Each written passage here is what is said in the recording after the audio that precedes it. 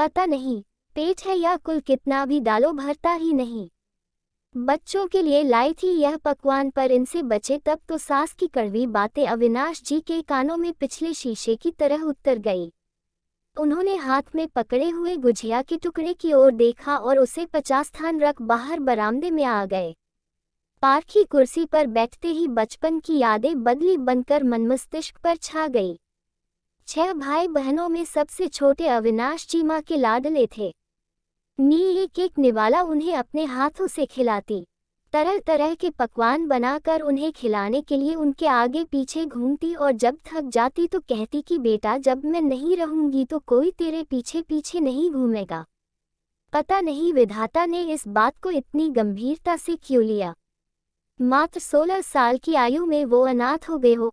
उसे अनाथ ही कहेंगे क्योंकि सभी भाई बहन शादीशुदा थे, उनका अपना परिवार था और पिता उनके इतने कब ना थे कि उनकी तकलीफ समझ सकते। सभी थे पर सिर्फ एक माँ के अभाव में वह बड़ी सी हवेली उनके लिए वीरान हो गई। समय किसी के लिए नहीं ठहरता, वो अपनी निर्वाध गति से चलता है। वक्त बीता, अविनाश जी कर रहे थे, द्वार पर आया कन्या पक्ष। उनकी सुंदरता और बड़ी हवेली के वैभव पर ऐसा रोझा कि चट मंगनी पर ब्याह हो गया। कुछ दिन स्वप्न सरीखे बीते, पिता अपनी आयु पूरी कर दुनिया को अलविदा कह गए। उनकी मृत्यु होते ही भाइयों ने सब कुछ उनसे छीनकर पल भर में उन्हें राजा से एक बना दिया। 2 बेटियों के पिता बन चुके अविनाश जी के सामने जीविका का प्रश्न मुंह बाए खड़ा था। अनेक प्रयासों के बाद भी वह परिवार के भरण पोषण के लिए पर्याप्त पैसा कमाने में असमर्थ रहे। ससुर गाहे बगाहे मदद कर देते, पर इस मदद की कीमत उन्हें अपने आत्मसम्मान को गिरवी रखकर चुकानी पड़ी। जब कभी उनके घर ससुराल वालों का आगमन होता, वह अपने घर में अनवांछित वस्तु बनकर रह जाते।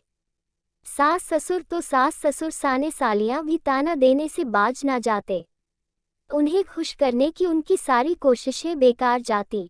जहां ससुराल जाने पर उनके साहू के स्वागत में सास बिछ जाती, वहीं उन्हें देख उन पर घड़ों पानी पड़ जाता। केवल 2 ही नहीं, उनके बच्चे भी नाना नानी के तानों के अभ्यस्त हो गए थे। सुनो चलकर खाना खा लो, पत्नी की आवाज सुनकर उनकी तंद्रा टूटी। मन में उठे भावनाओं के प्रचार को मन में ही दबाकर वह उठ खड़े हुए अंदर आकर सरदार जी के साथ खाना खाने बैठे। उनकी बाली देखकर ससुर जी बोल पड़े, जरा हिसाब से खाया कीजिए दामाद जी, मेरा मतलब है कहीं तबीयत ना बिगड़ जाए। पत्नी कुछ बोलने को हुई कि अविनाश जी बोल पड़े हैं, आप ठीक कह रहे हैं, जरा एक प्लेट तो ले आओ, खाना निकाल देता हूँ। पति की बेचारगी ने पत्नी के हृदय को मद डाला। किसी तरह खाना खाकर वह बिस्तर पर लेट गए और ऐसा लेटे कि फिर कभी ना उठे।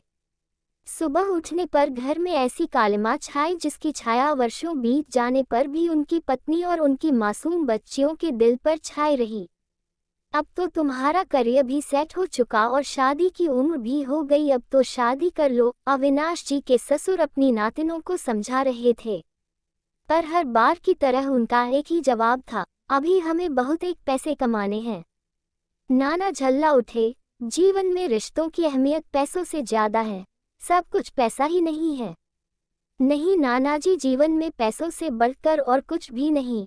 अगर जेब में पैसा ना हो तो सारे गुण अवगुण में बदल जाते हैं। हमने अपने अब तक के जीवन से तो यही सीखा है, कहकर दोनों बहनें जाने को उठ खड़ी हुई और नानाजी फटी फटी आंखों से उन्हें देखते रह गए।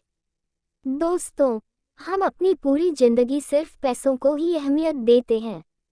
सभी ऐसा ही करते हैं, मैं ऐसा तो नहीं फंस सकती, पर हम अपने आसपास ऐसे अनेक लोग मिल जाएंगे जो केवल पैसों के आधार पर अपनी संतानों में भेद करते हैं, और कई ऐसी नालायक संतानें भी मिल जाएगी जिन्हें अपने माँ बाप अपने स्टेट्स पर धब्बा लगते हैं। पर जब ऐसे लोग अपने बच्चों को रिश्तों की अहमियत समझाते हैं तो भूल जाते हैं कि बच्चे किताबों से पहले अपने आसपास के वातावरण से सीखते हैं। इसलिए ये जरूरी है कि जो बातें हम उन्हें सिखाना चाहते हैं, उन्हें पहले स्वयं व्यवहार में लाएं।